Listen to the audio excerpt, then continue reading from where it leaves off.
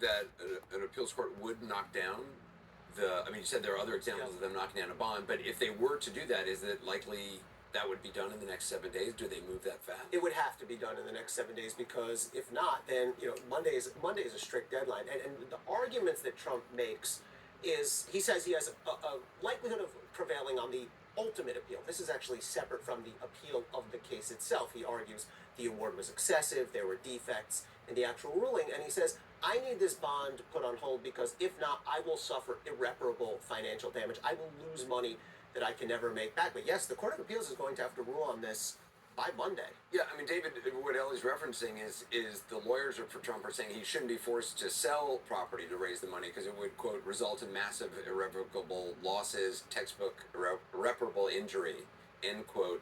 Given the judgment and the $91.6 million bond that he posted for Eugene Carroll case, pending appeal, he's also got the tens of millions of dollars in legal fees, in large part to his PAC. Where do you see the future of his personal fortune and business heading?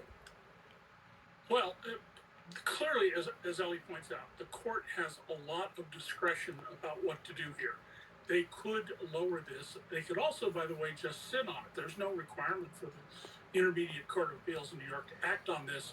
And Trump doesn't have a right to appeal to the higher court. That is, he can ask, but the highest court in New York can simply say, we don't want to hear this.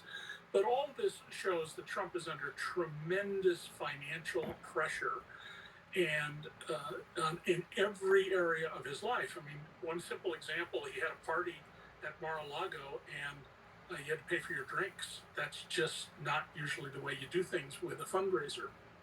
David Cay Johnston, Ellie Honig, Kara Scannell, thank you. The former president say